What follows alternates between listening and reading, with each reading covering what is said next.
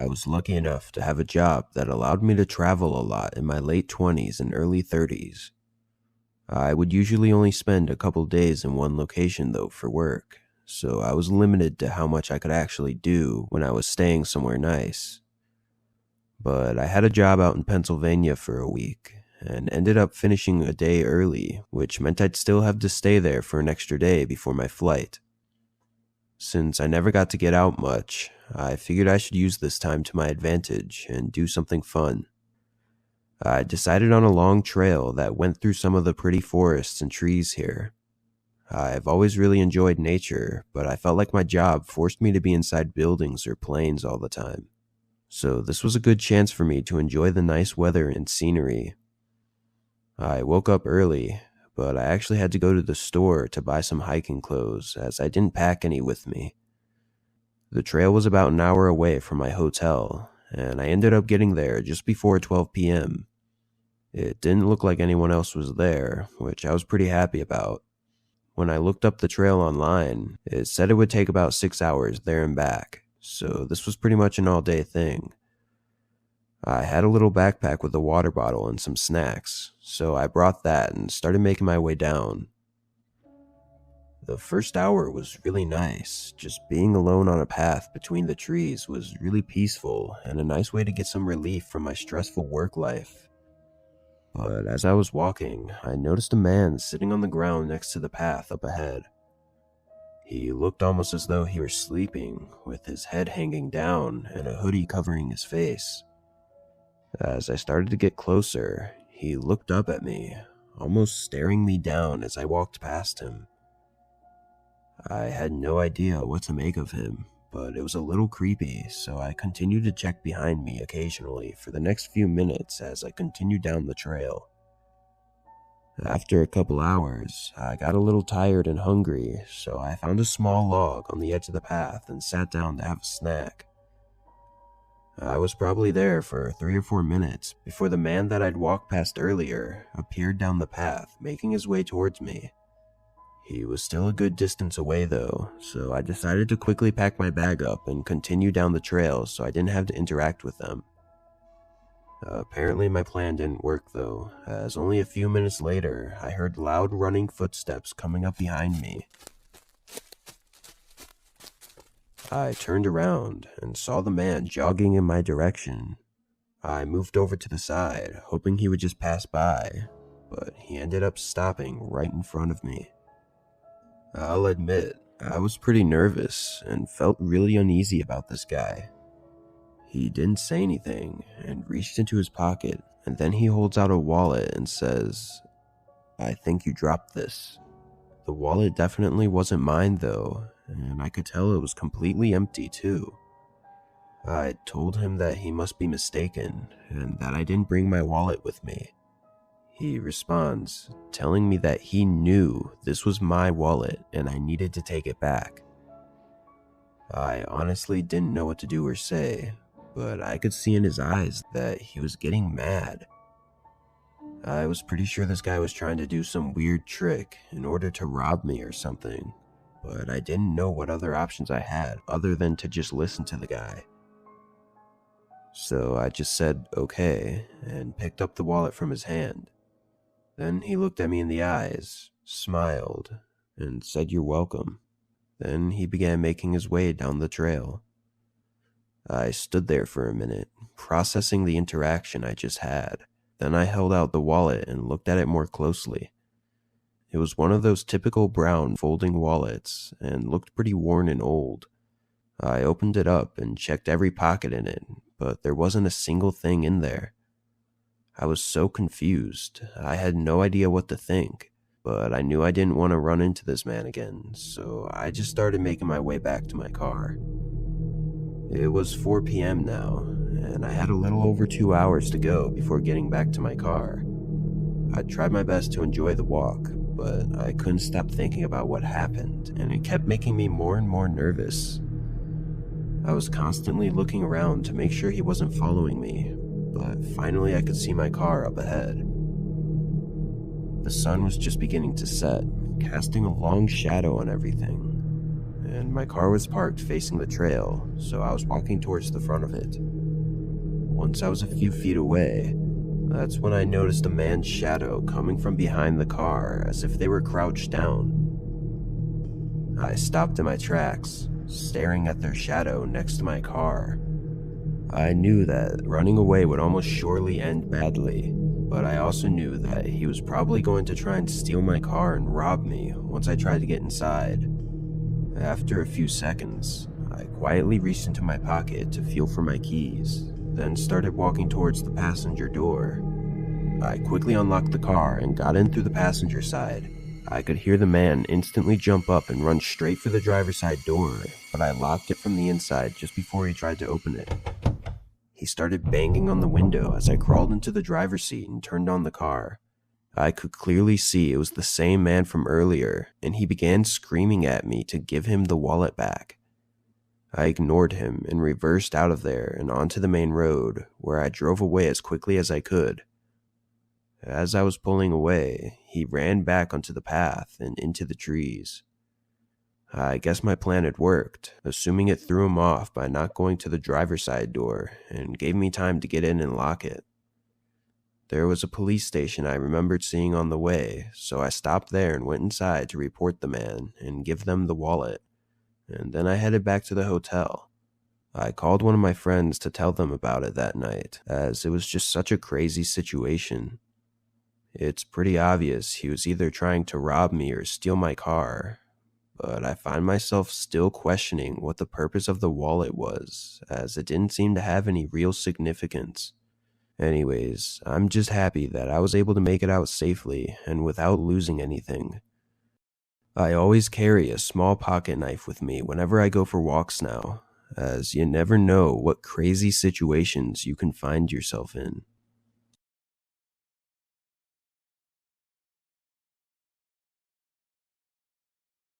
It was near the end of October last year, which always makes for the best hiking weather, as it's not too hot and not too cold.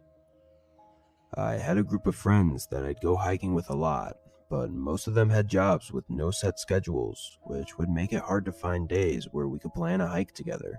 So often I'd go for some shorter hikes alone and just enjoy the peace and quiet.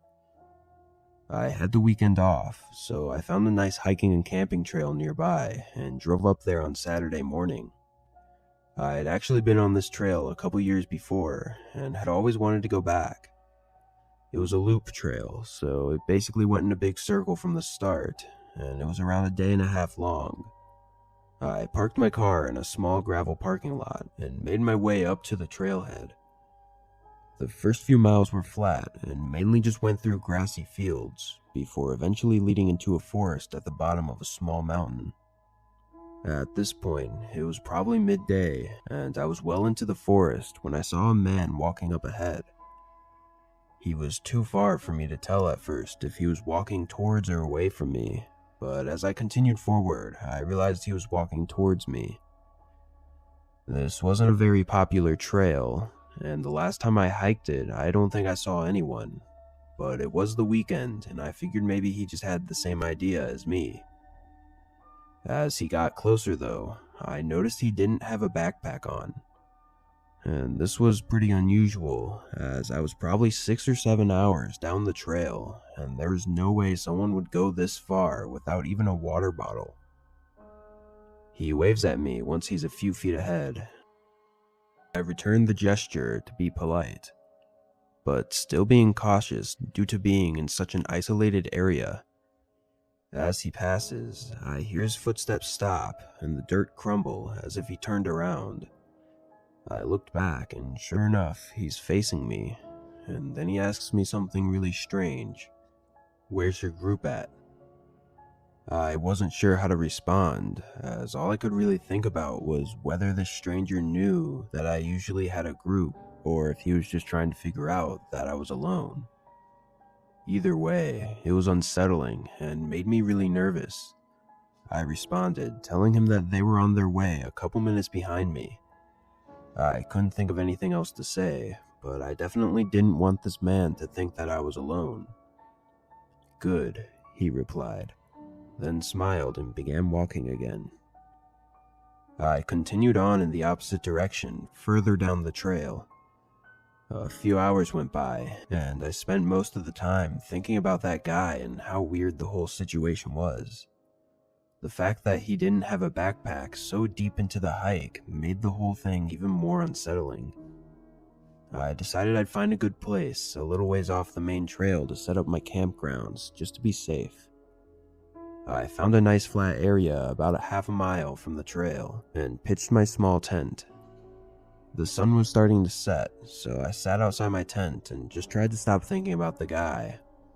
I had a pre-packed lunch made for the trip, so I got that out and finished it before laying in the tent to try and get some sleep.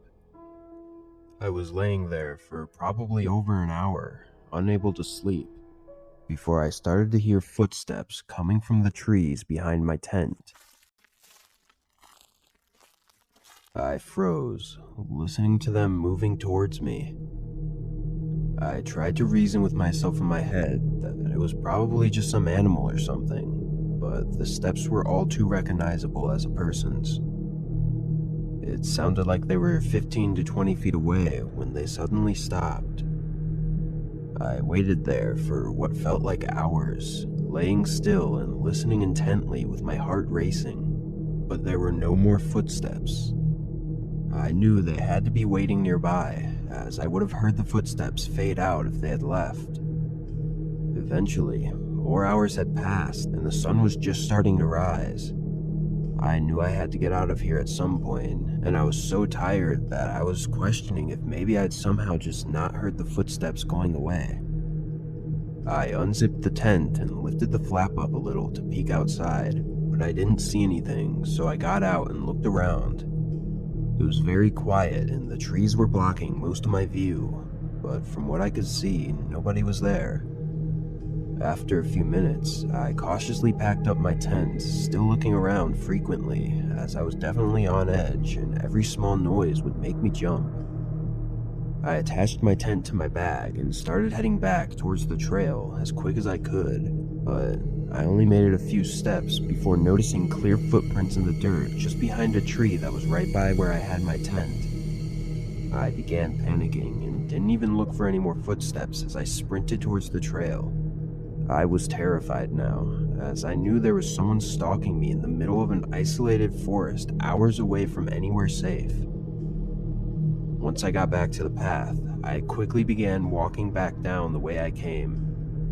It was probably quicker at this point just to continue down, but I figured that whoever was watching me would probably be waiting for me to continue that way. Luckily, nothing else happened the whole way back to my car, which I didn't get to until nearly sunset. I told my friends about the strange man and what I heard and saw, and they all said that I was lucky to get out of there without anything else happening. I contacted the police just to report the suspicious activity on the trail, but not much was able to get done about it.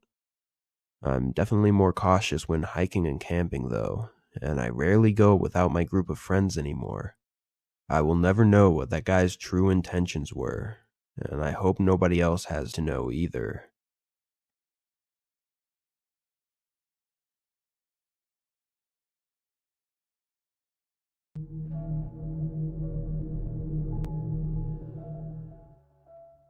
My girlfriend and I always enjoyed going for weekend camping trips pretty frequently. We used to live right inside the Appalachian region in Virginia, so obviously we'd find new places on or near the Appalachian Mountains. Both of us had pretty stressful work lives during the weekdays, so getting out in nature and staying away from home on the weekends really helped us. At the time this happened, we'd already been on dozens of camping trips in the Appalachian Mountains, but none of them had ever ended like this. It was Saturday morning, and we decided on a very small 3-mile trail that leads to a nice isolated camping ground on a flatter part of the mountain.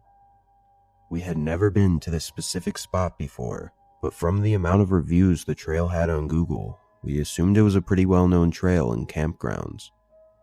We got our bags ready and packed the truck with our camping gear, and then we made our way out there.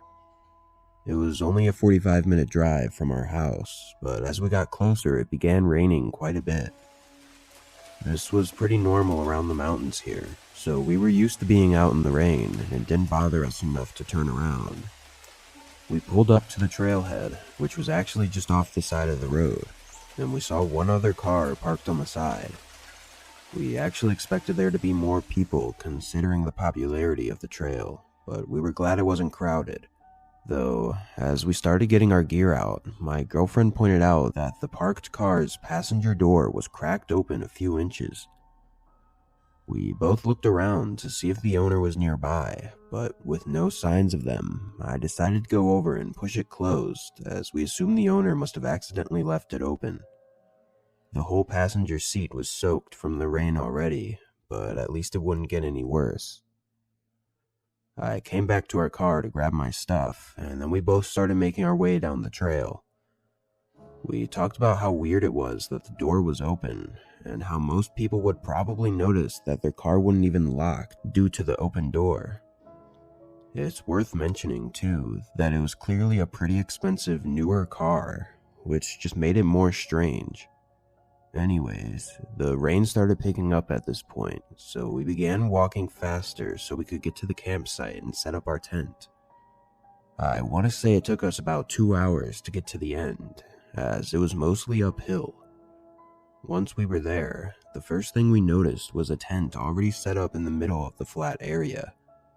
It was pretty small, definitely a one-person tent. We figured they were probably in there sheltering from the rain, so we went to a far corner on the site and set up our tent there.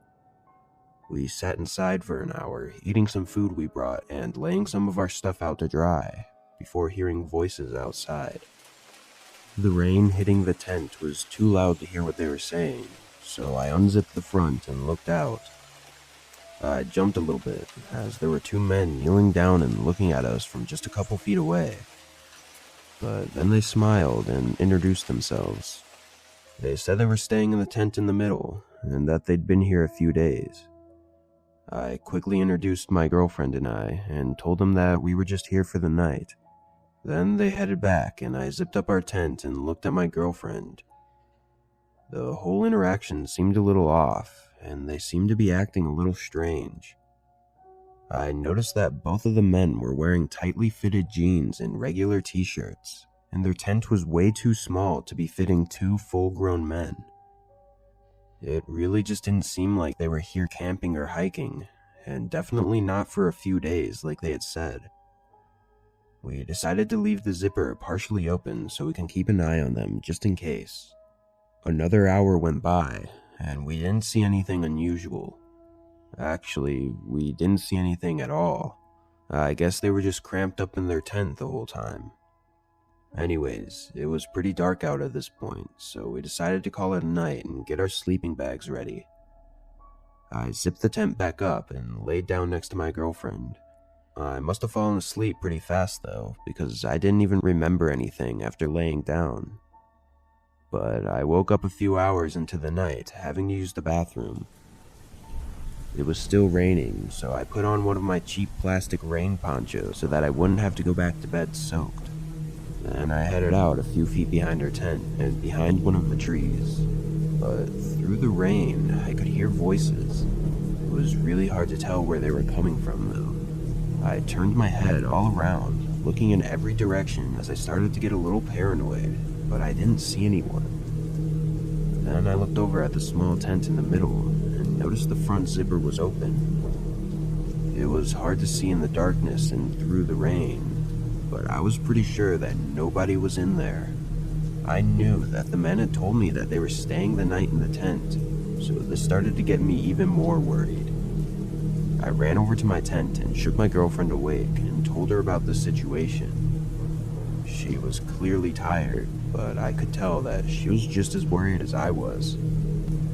As we were discussing what to do, we both heard it. Voices coming from behind our tent.